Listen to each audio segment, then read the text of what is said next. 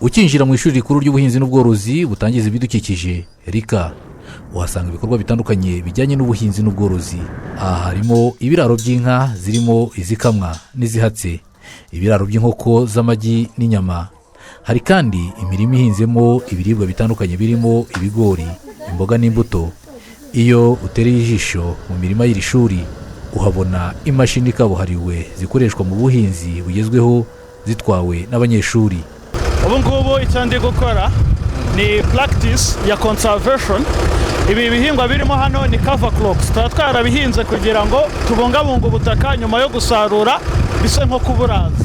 Ibi rero ndi gukora ni ukubisanza kugira ngo igihe cy'ihinga gitaha kizajye kugera ubutaka byarangije gufata ku butaka ku buryo bizahita byoroha kongera gushyiramo indi myaka. Aha abanyeshuri bamara 1/2 cy'ubuzima bwabo ku ishuri bakora ibyo biga. Niba umunyeshuri yiga ubuhinzi bugezweho bukoresha imashini no kuhira, yiga abikora ndetse akamenya no kubikanika igihe byapfuye. Mu mazi bitewe n'aho amazi ava, hari igihe amazi aba arimo umwanda, arimo ibitaka, harimo ibyondo.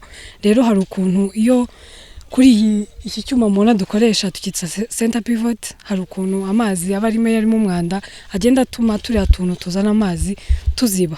Icyo dukora rero tudukuramo tugakuramo iyo myanda hanyuma tukadusubizamo nkuko mwabonye tubigenza. Kuba twareba se ni gute dushobora gukoresha ubutaka neza, ubutaka bukeya kandi bukongera umusaruro, abahinzi nabo bakabona amafaranga menshi ndetse batashoye menshi.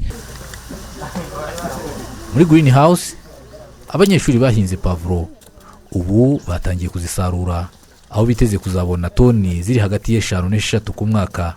Ku buso bwa metero kare 500 bashobora kuvanamo umusaruro ufite agaciro ka miliyoni zisaga 10. Niyo nje hano mu murima nkahinga nkavuga ati mu kwa gatatu nateye pavuro, mu kwa 9 turi kuzisarura, bituma nyine ngira mu mutwe apana kuvuga mu ishuri ngo pavuro wenda zerera amezi 3, zerera amezi 4, ahubwo bituma nyine ngumiza mbyibuka nkamenya uko bikorwa. Dusanze abasore n'inkumi bari ku kiraro kirimo inka zisaga 70. Muri zo 26 zikamwa hakoreshejwe imashini zabugenewe. Abanyeshuri bava mu ishuri bakaza kuzitaho bakamenya uko zigaburirwa, uko zikamwa, gutera intanga, kumenya izirwaye, kuzivura no gukora ubushakashatsi ku kuvugurura icyororo.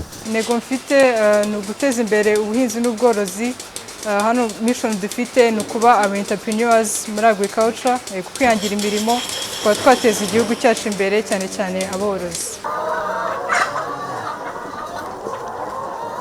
Inkoko zisaga 1000 ziratera amagi, mu gihe hari n'izindi zisaga 1000 zitanga inyama. Aha ni mu kiraro cy'inkoko zisaga 1000. Abanyeshuri biga kuri iri shuri rya RICA bakurikirana inkoko kuva ari umushwi kugeza igihe itangiye gutanga umusaruro. Bakamenya iby'uburwayi bwazo, uburyo bashobora kuzivura ndetse bakareba niba zinatanga umusaruro uba witezwe. Hano muri RICA nahigiye byinshi kuko ubumenyi mpigira yaba bwo mu ishuri nka teori na pratique ahangaha bizamfasha ningera hanze kuba nafasha n'undi muntu. Hano ubumenyi nkura mu kwiga neza inkoko hanze bizamfasha mu kubona kibera rwiyemezamirimo ku giti cyanjye, aba natanga akazi.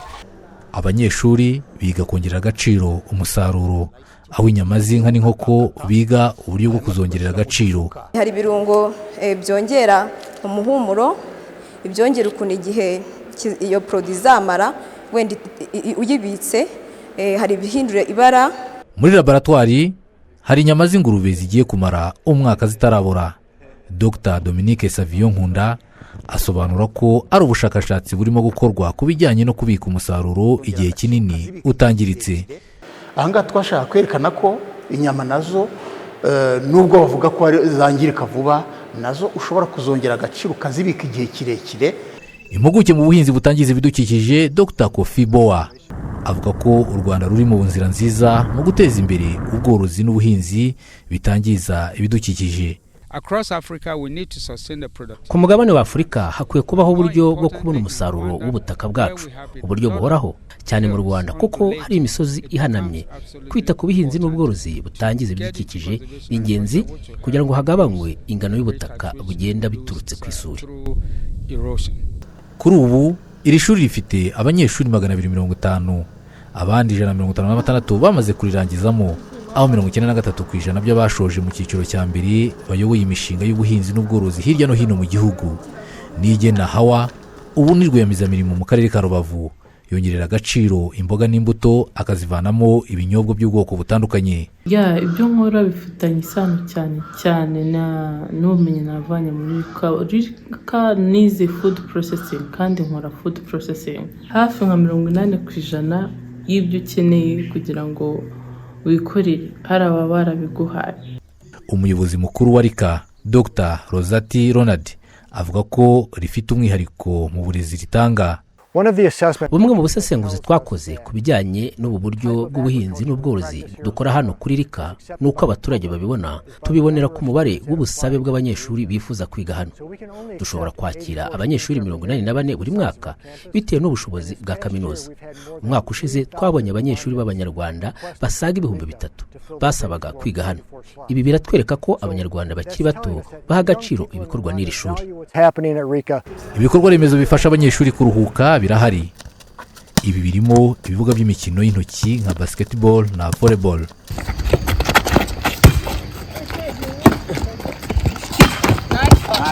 Rika ni ishuri ryatangiye muri 2019, ryubatswe n'umuherwe w'umunyamerika Howard Buffett ku bufatanye na leta y'u Rwanda, rifungurwa ku mugaragaro na Perezida wa Repubulika Paul Kagame muri 2023. Kwizera John Patrick, Televiziyo Rwanda mu karere ka Bugesera.